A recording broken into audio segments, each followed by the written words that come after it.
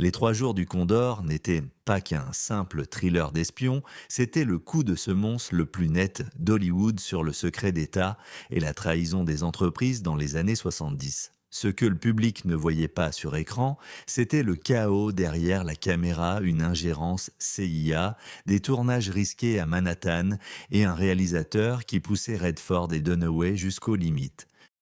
Ce n'est pas le fantasme raffiné de la guerre froide dont vous vous souvenez. C'était une production remplie de méfiance, de quasi-catastrophes et de liens choquants avec le monde réel. Aujourd'hui, nous levons le voile sur 20 faits étranges concernant les 3 jours du Condor, issus des organismes de surveillance gouvernementaux sur le plateau, jusqu'à l'exactitude glaçante de son intrigue, jusqu'aux combats qui ont failli dérailler le tournage, et attendez d'entendre le fait bonus. Une révélation étrange, comme sortie de la fiction. Plongeons dans l'un d'eux. La CIA surveillait la production. La plupart des thrillers inventent leur paranoïa. 3 jours du Condor l'ont vécu lors du tournage à New York. Des murmures disaient que la CIA portait un intérêt inhabituel au scénario. Le roman original de James Grady avait déjà suscité l'étonnement par sa description troublante des opérations de façade de la CIA. Et, lorsque Paramount a pris l'option sur le projet, l'anglais dépêcha des observateurs. Des membres de l'équipe se souvinrent d'inconnus sur le plateau qui n'appartenaient pas à la production et traînèrent près des lieux. Redford lui-même dit plus tard qu'on ne savait pas qui regardait qui. Ce que le public ignorait, c'était que l'agence craignait la révélation des méthodes clandestines. Ce n'était pas seulement de la fiction qui se heurtait à la réalité. La réalité essayait de tout contrôler dans la fiction. Ce croisement inquiétant rendit la paranoïa du montage final encore plus authentique. 2. Redford a insisté pour réécrire son rôle, Robert Redford. Il ne se contentait pas de jouer Joe Turner tel qu'il était écrit dans le roman original. Turner est un analyste direct devenu survivant réticent. Redford le voulait vulnérable et acéré. Un homme contraint à la paranoïa. Il a demandé au réalisateur Sidney Pollock des réécritures, ajoutant méfiance et incertitude. Qu'est-ce qui n'était pas dans le scénario? Le scepticisme mordant de Turner envers les institutions américaines, reflet de la conscience politique croissante de Redford. Pollock, plus tard, a admis que Redford avait façonné entièrement la conscience du film. Il ne cherchait pas seulement à jouer l'espion, il voulait interroger le système. Ce n'était pas seulement l'ego d'un acteur, le film passa d'un thriller classique à une critique du pouvoir. Sans l'impulsion de Redford, Condor n'aurait été qu'un film chase. Au lieu de cela, il est devenu le reflet de la désillusion post-Watergate 3. Faye Dunaway détestait l'arc narratif original de son personnage. Faye Dunaway venait tout juste du film Chinatown, mais lorsqu'elle lut le scénario de Condor, elle l'a presque refusé. Cathy Hale, son personnage était initialement écrit comme une demoiselle passive enlevée par Turner, le personnage interprété par Redford. Dunaway hésita. Elle dit à Pollock que cette femme a besoin d'une vie intérieure dans son regard, sinon elle n'est que du papier peint. Pour répondre à ses soucis, Pollock lui permit de redéfinir le rôle de Cathy. Le résultat fut donc des scènes photos, des portraits de la solitude que Dunaway proposa de donner à Cathy. Ironiquement, ces séquences font désormais partie du film. Plus mémorable. Ce que le public ignorait, c'était que Dunaway s'était battue bec et ongle pour ne pas être réduite à un simple accessoire de film d'espionnage. Elle y insuffla son propre art, élevant K.A. du statut d'otage à l'une des héroïnes les plus nuancées des thrillers des années 1970. 4. Le tournage hivernal a presque brisé le casting. Le film paraît vraiment froid parce qu'il tournait à Manhattan en plein cœur de l'hiver. Ce n'était pas prévu pour le confort. C'était une question de survie. Redford et Dunaway endurèrent des températures extrêmes. L'équipe se souvenait que les caméras givrèrent entre les prises pour le réalisme. Pollock refusa de mettre en scène des intérieurs chaleureux. Durant les poursuites, les acteurs furent forcés de trembler devant la caméra, leur souffle brouillant l'objectif. Plus tard, Redford avoua que l'épuisement se mêlait à la performance. Je n'avais pas à agir paranoïaque, le froid m'a aidé. La production a perdu des jours pour cause de tempêtes de neige, réduisant les patients de Paramount, mais la misère a porté ses fruits. Le public a ressenti le froid de la paranoïa, pas seulement celui du temps. Ce qui ressemblait à un thriller reposait sur un malaise physique brut, gravé dans chaque cadre, 5. Cliff Robertson s'est disputé avec Sidney Pollock sur le tournage dans les coulisses. Tout le monde n'était pas vraiment d'accord sur le ton. Robertson, qui incarnait Higgins, aurait eu des accrochages sur la façon de livrer les répliques. Robertson voulait son personnage CIA froid et bureaucratique. Pollock prônait une menace subtile. À ce moment-là, Robertson s'est emporté sur le plateau, retardant la production. Les membres de l'équipe se souvenèrent de la tension, vraiment, dès que Robertson et Pollock étaient dans la même pièce. Pourtant, paradoxalement, leur conflit rehaussait Robertson. Son pouvoir froid et tranchant n'était pas du théâtre, il venait d'un vrai ressentiment. Ce que le public ignorait, c'était que la méfiance à l'écran reflétait celle derrière la caméra. La frontière entre la performance et la réalité s'est brouillée, faisant du discours final de Higgins sur la sécurité de l'Amérique une authenticité involontaire. 6. Le livre est devenu 3 jours pour une raison sombre. Le roman original de James Grady s'appelait Six Days of the Condor, mais Sidney Pollock l'a adapté de façon notable et il a réduit la chronologie de moitié. Pourquoi? En partie pour le rythme, mais aussi à cause de la paranoïa autour de la plausibilité. Pollock estimait qu'un analyste moyen de la CIA, pris en fuite, ne survivrait pas 6 jours. 3 ont paru réels. Plus tard, il expliqua, en raccourcissant le cadre temporel, l'angoisse s'est intensifiée. Turner n'est pas en train de déjouer le système tranquillement. Il court contre la montre. Ce que le public ignorait, c'était que cette décision brutale rendait l'histoire plus terrible. Ce n'était pas un jeu du chat et de la souris, c'était un compte à rebours vers la mort. Le changement du titre n'était pas cosmétique. C'était la façon dont Pollock rappelait les spectateurs. Vivre dans un monde de complot ne se mesure pas en semaines.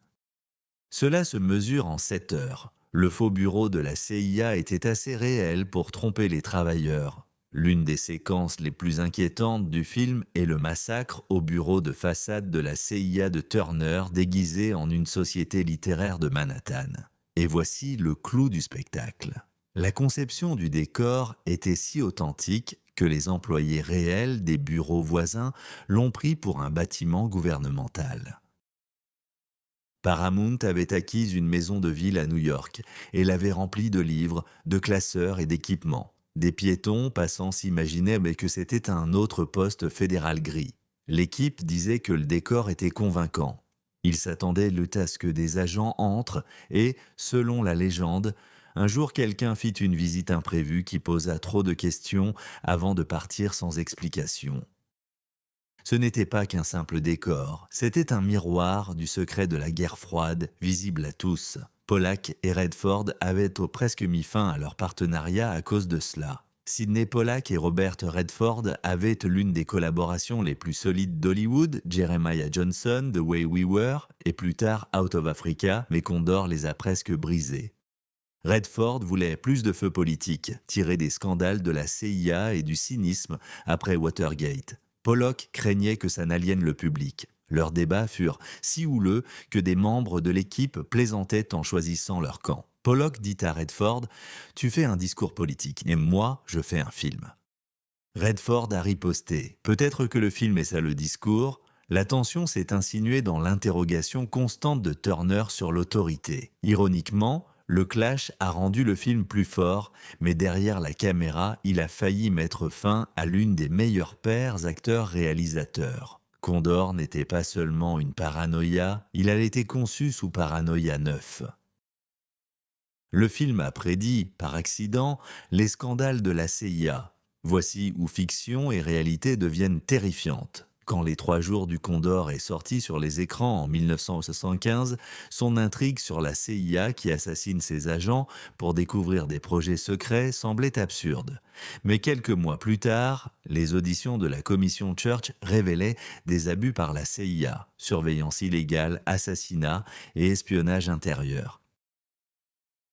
Soudain, Condor ressemblait moins à l'évasion qu'à une prophétie. Les spectateurs furent étonnés de voir que le film reflétait la réalité. Même Pollock a admis qu'il était bouleversé. Nous pensions qu'on exagérait. Alors, les audiences montrèrent que nous n'exagérions pas. Ce que le public ignorait, c'était que Condor avait sans le vouloir puisé dans les peurs d'une Amérique qui s'effondre.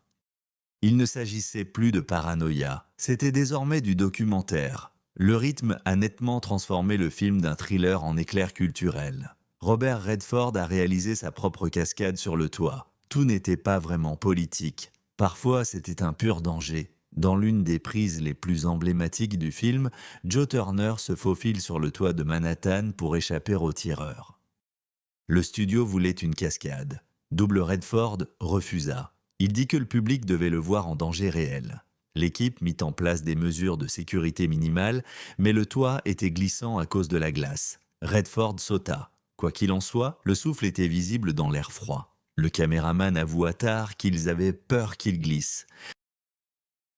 Ce que le public ne savait pas, c'est que Redford avait risqué sa vie pour l'authenticité véritable. Aucun cascadeur n'était impliqué. Pas d'écran vert, seulement un acteur vraiment accroché au rebord du toit, à un pas du désastre. C'est pourquoi la scène vibre d'une peur véritable, car ce n'était pas simulé, c'était vraiment la survie. 11. L'équipe craignait une attaque réelle et grave pendant le tournage.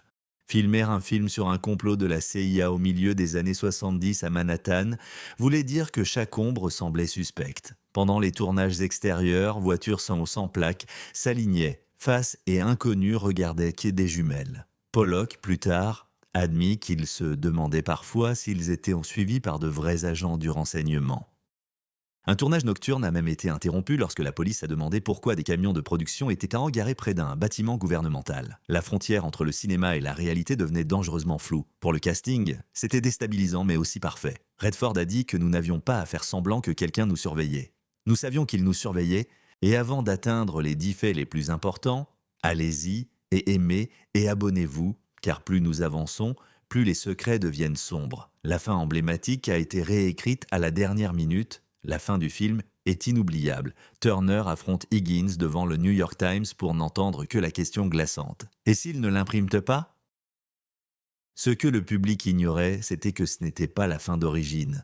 Des brouillons précoces se terminaient par Turner remettant des dossiers. Pollock et Redford jugèrent que cela manquait d'impact. Ils écrivirent la scène du journal, c'était un pari. Le studio craignait que ce soit trop sombre, mais ce fut le moment phare du film, montrant la fragilité de la vérité dans un système corrompu. Sans cette réécriture, Condor aurait pu se terminer par un vrai gémissement. Au lieu de cela, il s'est terminé par un murmure qui résonne encore dans les thrillers politiques modernes. 13. Le tueur à gages était basé sur un assassin réel. Le rôle glaçant de Max von Sydow. Tourné en tant que Bear, le tueur à contrat poli demeure l'une des visions troublantes d'un assassin au cinéma. Ce que le public ignorait, c'était que son personnage était inspiré, très librement, de mercenaires européens réels en activité durant la guerre froide. Pollock voulait un tueur raffiné, cultivé et distant. Pas un voyou, mais un pro. Von Sydow aurait recherché des affaires réelles de meurtres politiques à Paris et Genève, montrant comment les tueurs s'intègrent dans une société polie. Le résultat était terrifiant. Un tueur à gages capable d'entrer sans être remarqué dans un dîner, puis d'exécuter sa cible calmement. Le public ne voyait pas un méchant de cinéma. Il voyait le reflet des tueurs bien réels et très discrets que les services de renseignement emploient. 14. Le film a déclenché des dénégations gouvernementales lorsque Condor a été présenté lors de sa première projection. Critiques l'ont nommé l'un des thrillers paranoïaques jamais faits. Mais à Washington, certains n'en ont pas trouvé ça très amusant. Plus tard, des journalistes dirent que des agents de la CIA contactèrent le studio et la presse pour minimiser l'exactitude du film. Porte-parole d'une agence affirme même que ce n'est pas ainsi que la CIA opère. Le timing, comme l'ont révélé les auditions du comité, rendait le démenti vide pour les cinéastes. La réaction en était la preuve. Ils avaient touché une corde sensible. Pollock plaisanta. S'ils disent que ce n'est pas vrai, cela veut dire oui. Ce que le public n'a compris, c'est que Condor n'était pas juste critiqué. Il était aussi contesté par l'État qu'il dépeignait. La 15e scène romantique a failli être coupée. La scène d'amour entre Joe Turner et Cathy Hale demeure l'un des éléments controversés du film. Certains critiques ont dit qu'elle semblait abrupte, troublante, compte tenu des circonstances. Ce que le public ignorait, c'est que Paramount, hélas, l'avait presque supprimée. Des cadres craignaient que cela n'altère le rythme et aliène les spectateurs. Mais Redford et Dunaway firent tout pour que l'on y croie. Cela montrait l'humanité de Turner et la solitude de Cathy. Pollock choisit un ton posé, presque mélancolique, plutôt que le glamour hollywoodien. Dunaway avoua plus tard qu'elle se sentait mal à l'aise face à la tournure soudaine de la scène, mais fière. Cela évitait le cliché. Ce moment persiste dans le débat jusqu'à aujourd'hui. Maladroit, obsédant et profondément humain. Un rappel que la paranoïa n'efface pas le désir, mais elle le tord. 16. Gordon Willis l'a tourné comme un film d'horreur. Surnommé le Prince des Ténèbres, le directeur de la photographie Gordon Willis était célèbre pour ses visuels sombres dans Le Parrain et Condor. Il penchait vers l'obscurité.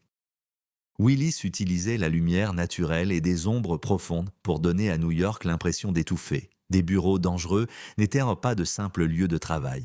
Ils étaient des pièges. Les couloirs devenaient des corridors d'effroi. Plus tard, Willis expliqua qu'il voulait que la ville semble se refermer sur lui. Ce que le public ignorait, c'était que de nombreux studios détestaient le style de Willis, affirmant que Prince était revenu pour éteindre l'ambiance. Mais Redford et Pollock l'adorèrent. Cette obscurité oppressante engendra un Condor, son suffocant, la paranoïa, pas d'espionnage brillant, mais l'horreur du quotidien. Les